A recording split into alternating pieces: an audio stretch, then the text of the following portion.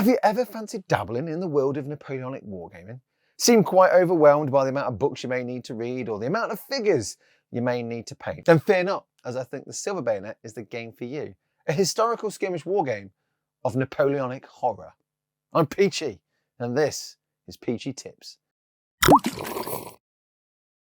So I've been an avid fan of historical wargaming for a long time, on top of sci-fi and fantasy. But I think the historicals was the first thing that really kind of got me into painting toy soldiers. And that really stemmed from when I was a very young lad and I watched things like the 1970 film Waterloo, starring Rod Steiger and Christopher Plummer, and just seeing ranks upon ranks of beautifully dressed soldiers just duking it out on a battlefield and all those flags fluttering around. And I built many armies to match this vision, whether that's the British I built for the Peninsular Wars, based off Sharp. Obviously, I've got to get a Sharp reference in there somehow. I've also got an Austrian army, which is based on the War of German Liberation, which was the same kind of time, just more deeper into Europe, fighting against Napoleon there with the Prussians and the Russians. There was lots of people fighting Napoleon. He got a lot of people's backs up. And I've also done a smaller collection for a game called Chosen Men, which is like a smaller British force, a smaller French force, and that was used in a battle report on the channel The Games Night, which was so much fun to do and build. But regardless of how much you love a game, sometimes it's really hard trying to get your friends into something. And I can paint all the collections in the world and stick them on the tabletop and go, hey, you're going to play the French and I'm going to play the British. They might not be into it. It might just not be their bag, and that is fine. But there's got to be some way to try and hook your friends in, right? Well, that's where Silver Bayonet comes into its own. So I found it an easy pitch. When I was talking to Rob and Louise on our podcast, Jugs, it became very evident that I was very excited about the game. And they were like, oh, as soon as I mentioned the word Napoleonic Gothic horror, that was it, sold. Whether they actually get around to actually making 2 warbands is irrelevant. They were sold by just me getting excited and using those terms, Napoleonic Gothic horror. And I think that's the biggest strength of the Silver Bayonet, is you can get that historical element, but you've also got some cool, weird and wacky fantasy stroke horror elements to it as well, which is a really good selling point in my books. Now, I think one of the biggest bugbears for things like historicals and stuff like that, puts a lot of people off, is the sort of entry level, because there's lots of books to read. You've got to swat up on all the different uniforms and make sure, I mean, that is a beauty in itself. And I love that kind of thing. Like my British army and my Austrian army, I've really gone deep into making sure it's from this era or this particular campaign and this, that, and the other. And that's a fun thing I like to do sometimes, but not everyone's into that. And especially when you mention like, oh, Napoleon, there's this book for this and this book for this, and you've got to, you know, paint the collars and cuffs in this colour of ours, it's this regiment, it gets a bit much. Whereas Silver Bayonet's strength is just paint what you want. Doesn't matter if they're not right, because there's zombies and werewolves and vampires in it. It's fine. And for me, even someone that's really into the historicals, it is so liberating just to go, you know what, I'm going to have a Highlander, but I'm going to give him a different hat, or I'm going to give him some different colours, or a different kilt. He's going to wear his clan kilt. So just the little things like that can actually make all the difference. And it's just a handful of figures you need. You only need 8 figures, because you have an officer who's 1, and then up to 7 other warriors in your unit. So you don't need a mortgage to buy and play this game, which is a bonus. Well, you obviously need some other stuff like some dice, a rule book, and some scenery. But you know, you can build those up over time. You don't need, the entry level is quite low. Now, in the rulebook, the core rulebook, you have 6 main factions or nations to pick from. So you've got your British, your French, your Russians, your Prussians, your Austrians, and your Spanish. Now, within the game, every nation has access to a bunch of troops, some more specific than others, some more specialized than others, but most of the factions can have access to an infantryman or a sapper or a grenadier, some cavalry, whether that's on, you mount them or don't mount them, because some scenarios allow you to, some scenarios, you know, galloping down a crypt is going to be harder on a horse, just dismount, be easier. Then you get more specialized things, which are cooler. So you get things like the supernatural investigator, the veteran hunter. This guy's been, or gal, for instance, has been hanging around murdering werewolves and vampires for a fair few years. So a little bit more specialized. And then you get more specific things, more unique to the nation. So like a Highlander for the British, or for, I don't know, the Austrians, you get the Damphir, which is like a day walking vampire who's kind of a goody vampire. It's I was recently introduced to this term, a Damphir, which is supposed to be like a good version, or at least less evil version of a vampire. And then you get Russia, the Russian Empire, which has access to werebears, which is amazing. Who doesn't want a werebear hanging around with their officers, some cavalrymen and some infantry guys? That is just mega. I hope he's friendly at night time though. That would be awkward in camp, I think. And I think this is the biggest strength to the Silver Bayonet, because not only do you have access to historical, accurate warriors, but you also have some mega bonkers stuff that you can just go to town with. Basically, the gloves are off when it comes to building your warband and converting. And for someone like me who likes to kitbash convert, it is a dream come true, because you can just literally do what you want. So if I wanted to, like I mentioned earlier, I could have a Highlander and he could be wearing his own clan kilt, not the government kilt that's been issued to his regiment. He might also want to let his hair down and paint himself in like woad and take his claymore to battle. You know, why not? You could do that. Or you can have some jumped up little puke of a junior officer who's wearing daddy's suit of armour from Waddesdon Manor, because he can. And daddy's like, oh, of course you can, young boy, Giles, Tarquin, whatever you want to call him. He just wanders off the battlefield wearing a big suit of armour. Now in game, you don't get big suits of armour. I mean, you can make up your own rules if you need to, but there are breastplates and things like that. So you could find a way of making that work to work for your warband. Or you could have a warband of American elite badasses that are dealing with the impressment of the Royal Navy and having to fight weird voodoo magics of the Caribbean. But wait, Peachy, you just said American. You didn't mention that in the Six Nations earlier. And that is the beauty of this game, because you could literally do what you want. If you wanted Americans, just look for a faction that kind of fits. I mean, I think the British and the French are probably more fitting for the American forces. You know, you can just look at that and cherry pick what feels right. So you can actually do what you want. And that it even mentions that in the book. You have a choice. You have some selections of stuff just as guidelines if you want to keep it nice and simple. But then you can go mad and do what you want, which is the perfect mix for me when it comes to a war game. I mean, regardless of your theme and choice, the Silver Bayonet allows you to use your vast knowledge of uniforms and historical accuracy to build up your warband. Or you could go completely bonkers and make something up entirely that didn't exist. And that could be the dukedom of Battenberg and everyone wears pink and yellow and smells of marzipan.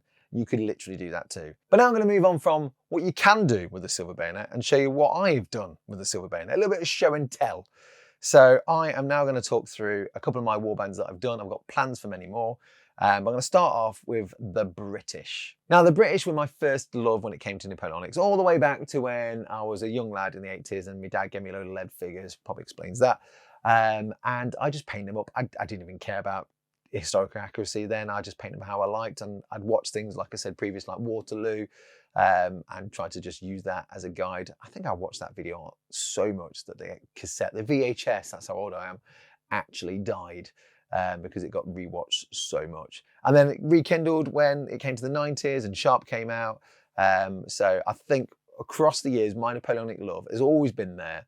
And the first love has always been the British, because that's kind of what I knew, because I've seen the films and TV shows and stuff like that. And I wanted to reenact those moments that I liked. And that is kind of where the inspiration for a lot of the units and troops in the Silver Bayonet has come from, because I've got to pick all sorts of random different units that I've loved or wanted to paint or never got round to painting. So it's a really good little sort of mechanic for doing that as well. It's like, do I really want to paint a massive regiment of British Hussar cavalry, or I could just paint one and make him look cool?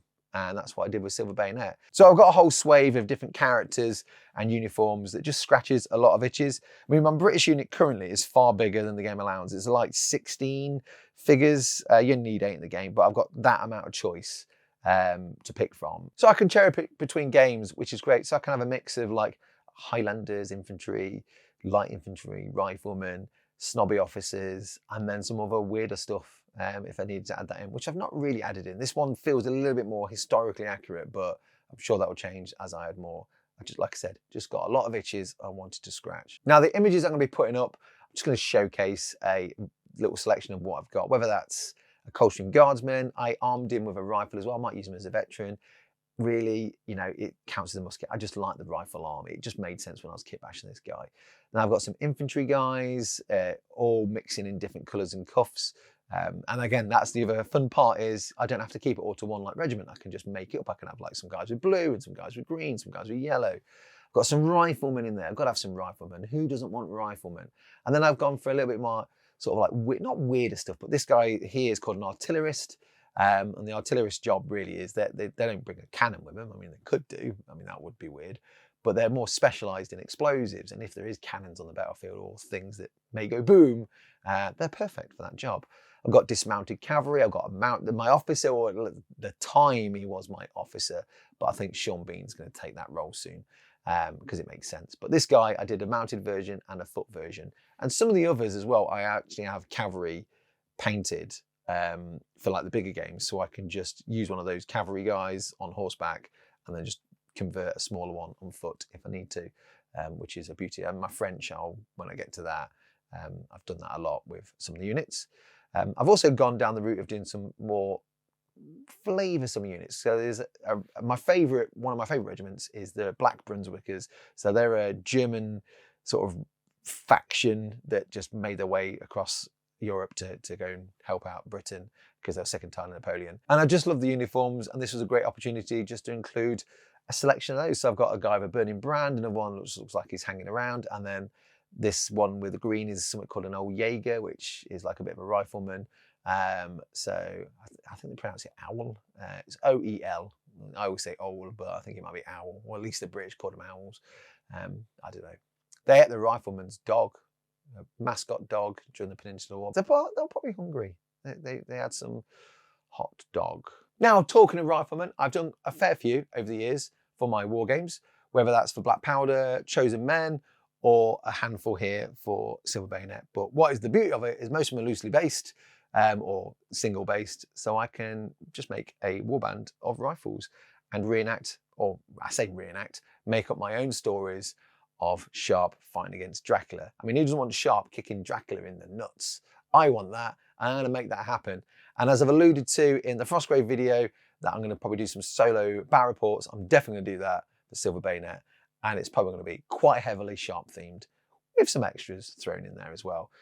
But that then leads me to some baddies I want to do to offset against the British, which is, if you have never seen the TV show Sharp, Sean Bean plays a dashing, heroic-looking rifleman of the Peninsular Wars. He goes around with a ragtag band of other riflemen, fights against baddies, usually has some random toff join up from the British Army, who either he's best mates with in the end or he ends up killing. Regardless, he's always got some bad guy he has to fight in each episode. And what I want to do for Silver Bayonet is make all the bad guys he's killed in all those episodes and bring them back to life. So they're all undead versions. I mean, having Obadiah Hakeswell, played by Pete Postlethwaite, just shouting, "You cannot kill me, Sharpie, I cannot die." That will be great, because he actually can't die because he's now undead. And I don't know how that will make Sharp feel, but I'm all about that. So enough about the British. I'm now going to move on to the French. Now, my French force is quite new. I recently did those probably in the last month or so, mostly just so I've got a warband that my friends can use, because most of my friends that want to play this are aware of Sharp or understand the Napoleonic Wars. In their head was, it's the British fighting the French, isn't it? I mean, it was a lot more than that, but it just makes it a lot easier for them to identify, like, oh, it's the guys in blue fighting the guys in red. Nice. So that's why I decided to build a bunch of French. And I started to tweak these a little bit more than the British. The British feel a lot more like an historical themed warband, whereas the French, I started to go a little bit more, not mad, just I had a little bit more flavour to them. So French, that's what we're going to talk about. The French. Now, my knowledge of French uniforms is quite limited, so there's gonna be some mistakes here, but I mean, a quick Google search here and there I was able to like get some of it, but there are a few things where I've just made up. I've just gone, I'm just gonna do what I want because it's Silver Bayonet, I can get away with it. And that is, again, the beauty of this game is if you can't find the information, just make it up, because no one actually cares. And if they do, they're playing it wrong. Simple as that. They're playing it wrong, because if they care about the uniform being the wrong colour, but they're okay with undead being on the battlefield, you might want to sort your priorities. Just throwing that out there. Now, the unit is led by this female officer. I know, a woman, Peachy, in the Napoleonic Wars. I don't care. She looked cool. I made it ages ago as a spy, because I wanted like a French spy to work, fight against Sharp and stuff like that. I used Hero Forge to make her. And I just think she's like some cool aristocrat that's joined the French forces. And to be fair, the French are all pretty anyway, and they smell great. So it's really hard to tell the difference between them. Honestly, if you're a Frenchman in the Napoleonic Wars, you look and go, you're pretty hot. And they'll be like, no, you're pretty hot. That is not how it worked. But yes, so I've got a female. The way of kind of throwing her in, a female. I've got a female. Ugh, make it sound so bad. So having this woman leading a bunch of French is cool in itself. I do actually like the vibe that she's got going. But the way to like tell the story with this is maybe her dad's estate is being harassed by evil, and she's the only one strong enough to deal with such things because her dad's old and sickly. So she's got together a team. Maybe some of them are workers on the estate. Some of them are ex-army that have come to help her out. So I like to think the old guard guy is like a member of the family or a friend of the family or someone in the household. And then she's just recruited an elite bunch of other savoury characters. You notice I said savoury and not unsavoury because the British tend to be full of criminals. But it also gave me an opportunity to just scratch a lot of itches. I know I've said this a few times. Scratching itches for me is good. Sometimes I can get embedded in an army and just like paint it and make it look exactly like it is. And other times I just want to like try that flavour and try that flavour and try that flavour. So in this particular warband, I've got a Bavarian. I've got a member of the Duchy Warsaw.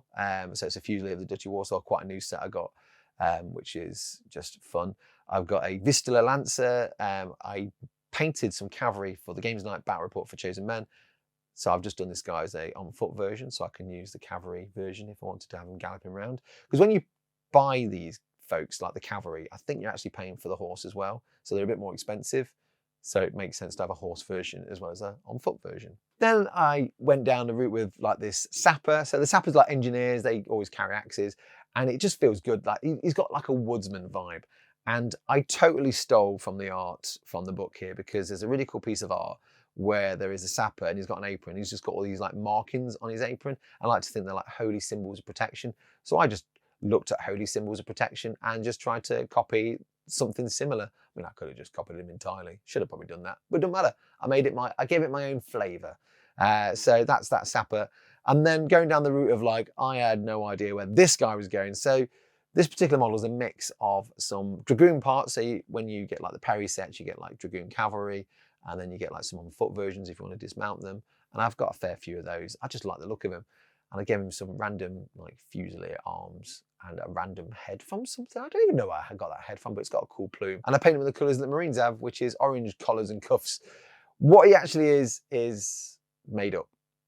He's probably like some like snobby household guard. Maybe it's the household guard of Madame's estate, and that's what they look like. Let's go with that. Yeah, I like that. He's a member of the household guard. Maybe he's a coachman. Maybe he's a coachman. Maybe he's a bellboy or some kind of page or something like that. Doesn't matter. Made it up. Don't care. He's there. He looks badass. But that's me French. I really enjoyed doing the French. I will be adding more as well. So at the moment, I think I've got about 9 or 10 figures I've done for these. So again, I can have some swap outs. If some die, I can like recruit some new ones. But yeah, having options is quite nice. And with these, I'm going to go down the route of getting some more like weirder stuff like a veteran hunter. I want to do a cuirassier on foot. So cuirassiers are like the cavalry. If you don't know, I don't assume that people know all these different regiments, but a cuirassier is a heavy cavalryman, and they have like cool breastplates and cool helmets. And I just want one of those on foot with a sword, which I think will look really cool. So yes. I also have another model, which hopefully by the time of filming, I'll put up on a 360, which is just a guy with a big shako and a suit of armor. And I might use him in the French, or I might use him in this next faction, which I'm going to talk about, which is a little bit more out there. So these are, I've been referring to them as the Templars, and I think I'm going to refer to them as the Templars of the Holy Roman Empire. Whether, I can't remember if the Holy Roman Empire still existed by that point. I don't think it did. I think it's long gone. But I like to think these guys are keeping it going. It's like a secret society of monster hunters and goodies that fight against evil. So that is the general gist of this. I wanted to have some Templars, but in the Napoleonic era, if that makes sense. So these are an amalgamation of some spare Napoleonic Austrian and French bits with some foot knights thrown in there as well for good measure. I like a good kitbash, to be honest, just getting the opportunity to just get some random bits and stick different things. It's got a bit of a Turnip 28 vibe, so if you're not aware of what Turnip 28 is, that is where you just, the general gist is it's root-based vegetables. It's very wacky, made by Max, love you Max. Check out Jugs, because we talked to Max about that, so I'll put a link up here where, because this week we're interviewing him, the week of me filming this, we're interviewing him, so check out about Turnip 28. It's a little bit mad. But the great thing is, it's a kitbash stream. Most people get some Napoleonics and some medieval stuff and just smash them together and make weird units and stick tufts on them and all sorts of things to look like roots and things. But yeah, this faction has a bit of a vibe of that. I kind of like channeled my inner Turnip 28, but didn't make them grimy and dirty. Made them clean and crisp and holy, I suppose. So yes, that is these guys. They're like clean Turnip 28. That's the best way to put it. Now, there's a lot of Templar heraldry out there, some long extinct, others that still exist in more civilized formats like St. John's Ambulance, which has been around for a long, long time, tracing back to, if I'm rightly thinking, a small hospice in Jerusalem in the 11th century, and some guy called Gerard basically just had a place for pilgrims to get fed and looked after, and he was a knight of St. John, and St. John's Ambulance, I believe, is based off that guy and his little house, chapter house, where he looked after people and fed them and housed them when they were like on the pilgrim road, I believe. But yeah, that's what that is. But I didn't want to do that. I didn't want to go down any particular Templar because some of them have real bad reputations. So I thought I'll play it safe and just do like a stylized red cross, but put a big yellow circle in the middle, which is representative of the sun. So a nice bright light to fight against the darkness. The darkness, not just any darkness, the darkness. So yeah, that was the inspiration. I was just taking elements of different heraldry and making my own. So I didn't offend anybody, but using the word Templar probably will. But you know, it's made up, it's fighting vampires, it's okay. Now, when I was building these, I actually had no idea where they'd end up, but I did like the end result.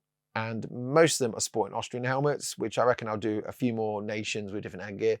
Referring back to that, maybe that Frenchman I've done in the suit of armor, maybe he'll get thrown into these guys. But that'll be something quite cool, is have like the same tabard, the same sort of like uniform or outfit, or like the suit of armor they've got underneath them, but then give them like a Highlander hat, give some like a rifleman's beret or whatever. So you've got like these different nations joining in to fight with this holy order to combat evil. Oh, I also got some Wargames Atlantic foot knights as well. So I might do one or two of those, throw them in, because they're the same scale. And I'll probably just build them as foot knights, but find some rules that will fit, whether that's like dismounted heavy cavalry, or maybe use like the duelist rules, or swordsman, I think it is. And then just like give them a breastplate, maybe count them as a veteran or a junior officer. It doesn't matter. I'll find a way of getting them in the game, and then just you've got some Templars with muskets, you've got some Templars with armor and muskets, and then you've got these guys, which are just full on chainmail and swords, which are more classic looking Templars. Yeah, that's what I'm gonna do with those. And I guess that kind of like leads on to some future projects as well, because the kit bashing element of this and like going, oh, I'm going to do this nation warrior in this unit, I'm going to do this nation warrior in this unit. I actually might just do a world's best nation warband where they're all just like cherry picked from, like there's a Highlander, there's a Russian Cossack, there's a French old guardsman, there's a samurai. You know, you've got all sorts of like cool elite warriors, maybe even a Gurkha, because I think the Anglo-Nepalian Napoleon War was like 1814, 1816, something like that. So it's the same kind of era, at least for this. So I could throw in a Gurkha if I wanted to as well, which would be good fun. But monsters, you need monsters in this game. And that's the beauty of this game, is you've got your two warbands to fight, but you also need some monsters that just roam across the battlefield. And the beauty of this is you can use anything. I mean, I've got some Warhammer related creatures, whether that's some undead, or some ghosts from my Warhammer collections, my Warcry stuff. You can have Minotaurs in there. There's a lot of cool models. If you've got like the Cursed City set, there's loads of cool like zombies and things in there as well you could use. You've got the weird big ogres. But then you've got Middle Earth. There's lots of weird spooky stuff in Middle Earth. You've got wargs you can use as werewolves. You've got weird sort of like ring wraiths and characters that could be like animated suits of armor. So there's a swathe of stuff that's out there. I mean, there's giant plastic giant spiders from Wargames Atlantic. There's Shelob. There's multi-part plastic sort of kits that you could just like kitbash and make your own stuff. There's lots of 3D printed stuff out there as well. Chances are somewhere, if you've dabbled in fantasy or some form of wargaming, you've probably got some weird gribbly monster. You could even use Tyranid characters like a weird bog beast. So, you get like a Carnifex and just cover it in fens and like seaweed. It's just like some weird creature of the deep. That's actually quite cool. I might do that. Yeah, because it's like crustacean. It's like a weird horror crab, isn't it? It's just like weird. Yeah, I'm doing that. Yeah, but yeah, you could use anything. That's a great thing about monsters. But you might be like, but I don't have any monsters, Peach. I've got this box of like 40 French line infantry and I've made 8 figures and now I've got 32 figures left and I don't know what to do with it. Well, you could make some more warbands. You could even build up to like Chosen Men as well, as also another good game. But what I'm going to do now is jump on to a little bit of a kit bash and show you how to make some quick, simple zombies just using the stuff that comes in a Perry's box. I mean, if you have access to extra parts, that's great because you do head swaps, you can do hand swaps. But if you only have one box, I'm just going to do a quick kit bash showing you how you can make those look like zombies. And then just use them on the battlefield as just endless hordes of, or you can do them as ghouls, revenants, whatever. So yeah, let's do that. So the first thing I'm going to need is a box of soldiers. So I've got some French here, I've got a fair few, and there's some spares on the sprue, so you can see loaded with miniatures, but I've got like a handful there that are just not doing much. So I'm just going to clip them out, again making sure I just get the flat of those clippers on the edges. Now, sometimes I can't always be bothered to clip everything because they go flying off, so I just clip one side and then just pull it out with my fingers really. It's just a lot easier. So I'm just going to go around and get like some backpacks out, get the bodies out, etc. And then it's about picking arms. Now, most of the guys I'm going to be using for Silver Bayonet are probably like charging forwards or doing an action. So I've got some marching arms here.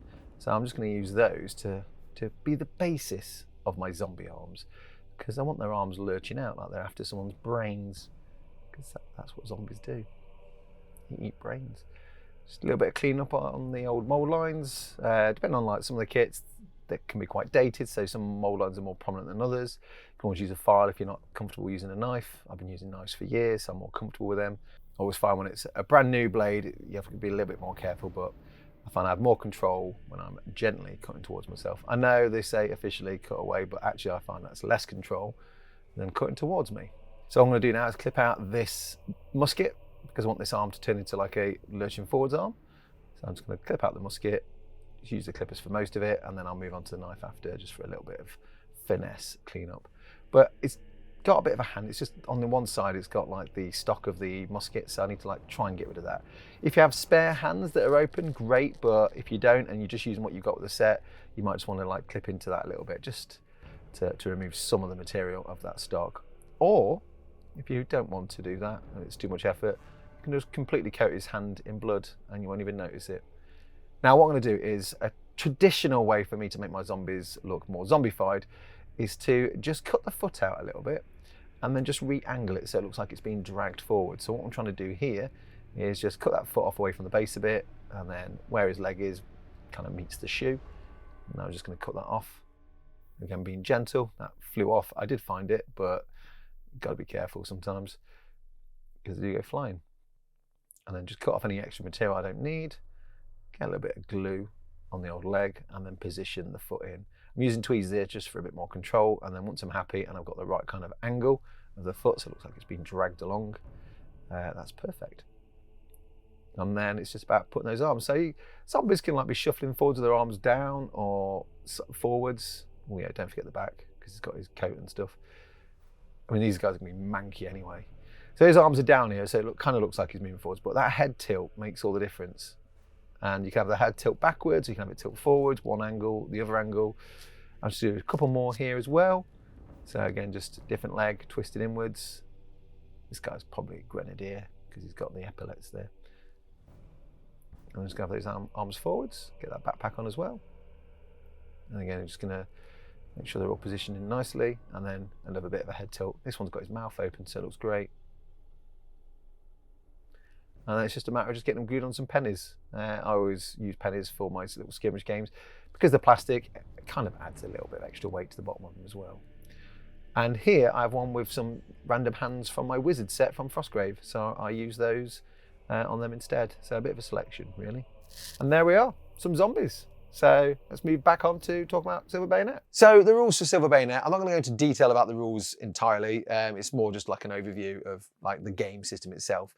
But it's fast-paced, very story-heavy. I love the fact that you have choices. You can play against other players. You can have cooperative, so you can both fight against monsters if you want to, which then leads to the solo play, or you can play on your own as well. Now, if you're new to this game and you've not played it, but you're familiar with Frostgrave, maybe it's very similar to that. There are some vast differences, obviously, but it's got a similar vibe, you know, the story-driven sort of element.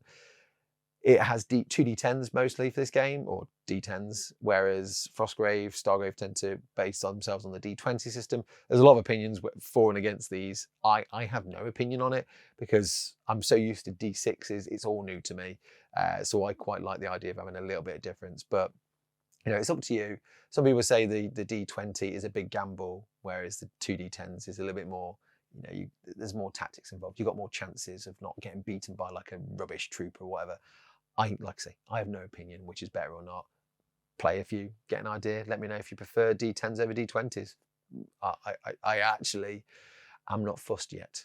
Not played enough to make a strong opinion. I think that's probably what I'm getting at. Yeah. Now, the game of Silver Bayonet has a lot of fun mechanics, just like Frostgrave would, Stargrave, and all the other things that Joseph has made. I feel like I'm shilling Joseph at the moment, but I just love his games and I'm excited about him. Also, in case anyone's going to jump in the comments, I'm not paid by any of them. Not paid by Osprey, not being paid by Joseph. I'm doing this for the love of it. I'm talking about it for the love of it because they're cool. I'm excited about them. Anyway, yes, Silver Bayonet.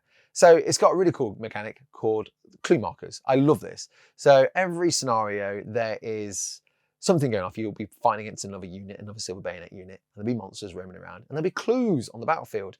And they're just really cool things to help generate the story, help that story unfold. And it could be like, helps you lead to the next scenario, or it could be like a journey of discovery. Not only have you got to deal with your opponent, but you've also got to deal with whatever you discover on the battlefield as well, which is great. And just good for storytelling. You know, finding the remains of a farmer, and then later on finding a troll hiding under the bridge. I mean, you can put those together, what happened there, but that's all part of the storytelling, isn't it? So when it comes to like the game mechanics of playing through a turn, I quite like the multiple way the phases are broken up. So much like Frostgrave, yeah, you'll break it down into, you basically leapfrog between your units. So if I won initiative for that turn, I get to basically activate half of my warband. Then the monsters get to have a go. Then your opponent gets to activate all of their stuff, and you get to activate your last half of your thing. So sometimes I think, is that an advantage getting activation, you know, winning the roll off for initiative, or is it not? Because your opponent gets to activate all of theirs in one go. And the other cool thing is when you are rolling for activation, you both roll 2d10s each. If any player, and it's who gets the highest basically, if any player gets double 10s or double 1s, stuff happens. You've got encounter and event charts. So stuff will happen, and it's just going to add mayhem to an already dramatic battle, and I love it. I'm for it. So even if you've got like a bunch of zombies on the battlefield or whatever, you might end up having a werewolf turn up. So, you know, just to really add that extra level of difficulty to the scenario you're trying to achieve. And I think it's mega, just the randomness of it. It feels a lot like Necromunda. I'm a big fan of Necromunda. It's like old school Necromunda where you're just like weird events would happen. I love that. But if I was to pick one big winner for me for Silver Bayonet, that is going back to creating a warband. It's as simple as that. You get to customize your officer. He has a selection of gear, some that you can model on, some that you just don't have to worry about. But once you've gone down that vibe of what your officer is going to look like, then you like cherry pick your unit. And it could be you know nothing about the game, so you might just do one of each unit type that you can have access to, or you could just go full on and just make mental looking conversions. Like I said, I've got like other sort of specialists and like the occultist, the supernatural investigator. I might do them quite generic so I can use them in any warband, I suppose. Or I might make them just fully British or whatever, or fully French. Still deciding how I'm going to do that. But yeah, I'm looking forward to making some cool occultists and supernatural investigators. I've got some 3D printed monks and a nun. So I think that'll be quite cool. I want to give them a little bit of bio each. And because it's me, I like to make up my own rules. I like to give them all a negative. So maybe like one of them is really good at like dealing with vampires, but is an absolute coward. So you have to constantly make terror checks all the time. But when he gets around to doing the job, he's good at doing the job. Maybe the nun has got an alcoholic problem. I don't know, she just likes the tavern. It's a sin. So you have to roll to see if she's actually sober for the battlefield. Who knows? I'll play around with that, but I'd like to give them all a negative when you hire these folks in, just for a bit of fun. That's just me making up rules as I go along, because I do that. So I guess what I'm really trying to say in a short form about the Silver Bayonet is you don't need to know anything about the Napoleonic Wars. You can just have fun making up what you want, and that is the beauty of this game. I've talked to lots of folks on the internet. Some have got inspired by me just waffling onto it on like the podcast, or just on this channel here, or in the Discord as well when I chat to like my patrons and stuff. It's just great seeing like how people react. I mean, I'm going to show a couple of what people have been working on. There's Aaron here from the States and Landon. They've got 2 warbands that they've been working on. One of my patrons who does the one-to-one sessions, Michael, he wants to do some cool sort of Singaporean horror because he's from Singapore. So that's cool. I don't think he's built anything yet, so I can't really put any pictures of that up yet. But you know, that's the vein. You know, East India Company versus Singaporean voodoo magics and stuff like that. That sounds mega. I mean, you could do anything, but just seeing what other people are doing and how they're reacting. I mean, Louise was talking about doing Egyptian hunters, so people that go like to the pyramids hunting for stuff. That could be during the Napoleonic Wars. That could be later, which then leads to the other part, which I think is the beauty of this game. If you don't like the idea of like, oh, but Napoleonics they just don't do it for me. That's fine, because it's black powder, it's swords, and it's armor. That's the general sort of equipment you're getting hold of, and you're fighting against monsters. You could go as early as the 13th century or the 14th century, because black powder was available then certainly in China, but like the 14th century became more sort of widely used in Europe. And then all the way up to like the late years of the 19th century, before it became more like, you know, rifled bullets and stuff like that. And even then, I guess you could just tweak the rules to like, well, it's a rifle, counts as a sniper rifle. That's a musket, counts as a normal Lee Enfield or something like that. So you could even go to like World War II with this. You just have, I just say you just don't need to reload as often, maybe. I don't know, maybe each time you fire, if you get a 1, it's jammed. So that's when you need to re-roll. I'm just making that up, just spitballing. But you can literally do any period. It's entirely up to you. And I think that's, like, I was talking to Jordan's Sorcery, and he was like, I like Musketeers. I'd love to do Musketeers. Totally do Musketeers, because you've got swords and you've got muskets, and they're called Musketeers. Sold. And I think he's sold. Whether we'll do a warband is irrelevant, but it was like, yeah, I could do Musketeers. So yeah, the beauty of Silver Bayonet is you can literally pick pretty much any period. Maybe not ancient Rome, but even then you can count a musket as a bow or a sling or a javelin. Doesn't matter. Make up your own rules. House rule it. That's the beauty of it. Well, I hope you like this little Peachy show and tell about his Silver Bayonet collections. Just generally talking about a game I really like. It might not be for everyone, but you know, if you've ever fancied getting into like Napoleonics or historicals, this is a great avenue. This is like the gateway to it, and it's just a little bit of fun, and it's skimmish, so the barrier to entry is quite low. And when I say that, obviously, like I've mentioned previously in the video, you will need to buy some stuff. Obviously, you can get all the Perry miniatures, Victrix miniatures, Wargames Atlantic miniatures off their relevant websites. You can go to things like North Star military figures. You get them from there as well. But also you can just go to eBay and just order a separate sprue. The Perrys do separate sprues as well, like for the command and things. But if you just after just like, I just want a sprue of like British, you get like 10 figures on a sprue. You could make out your warband. You could get like the command, which has like a fair few on there as well, which has like an officer and some other stuff. But if you're not sure and you're a bit like, I'll have a bit of fun, maybe do a little warband. It's like what, 3-4 quid off eBay. I mean, I wanted some Bavarians. I didn't want to buy a box of 56. Which is how, well, 56 or 50, what they're coming with Victrix. I just ordered a sprue off eBay, and there was like 13 figures on there. There's an officer on foot and an officer on horseback. So, you know, I can do a light cavalryman if I wanted to on foot and horse. So yeah, you can do that. That's an avenue. And obviously there's a book involved and some scenery, but if you've got scenery already, just use that, just some trees. All you need is some trees and some ruined looking buildings to get you started. But yes, thank you for this. If you enjoyed this format, just let me know. Me waxing lyrical and talking about a game that I like, or a game that I'm getting into, or a game that I want to try. Because normally when I see things I like, I start building stuff and then play the game later. And that's very similar to it was with Frostgrave. I've played a couple of solo games of Silver Bayonet, really eager to play against your mates properly. But yeah, the game is great. It's straightforward. It's fun. I've got plans to do some Stargrave stuff as well. In the last video where I talk about Frostgrave, you guys were amazing, gave me loads of suggestions of other sort of games to try out, whether that's skirmish games, solo games. So I'm going to try a bunch of those as well. And then there's the plan to do the solo battle reports as another part or another feature of the channel. And I definitely have strong urges to do a sharp themed Silver Bayonet. And it won't be like a big campaign, like 4 episodes for like Napoleonics, 4 episodes for Stargrave, 4 episodes for Frostgrave. But then I'll keep like doing new seasons for them down the time. But I've got to work out how I film that, which won't take long because I don't need a lot of equipment. But yes, more to come is what I'm saying. Big thank you to my patrons. You guys are amazing. All of you are amazing.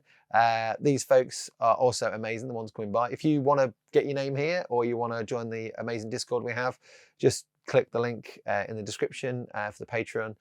You can join us for as little as £3. You get early access to some videos. There's all sort of other benefits on there as well, depending on which tier you pick, whether that's one-to-one feedback, one-to-one tuition, or other fun things like get your name here. Yeah, roll of honor, that's what I call that, roll of honor. My chosen men and women. And it's amazing really, these people from across the globe that want to support this little Eggman doing his hobby in his spare room is amazing. And I love you all to the end of time for that.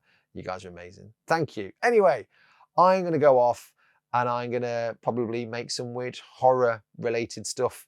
I've got some zombies to paint up. I've got some characters that I want to do that fight against Sharp. And I've got to work out actually how to do some little bat reports. So I'm going to go and do that. I'm going to go and do some thinking and some building. Love you. Bye. Mwah.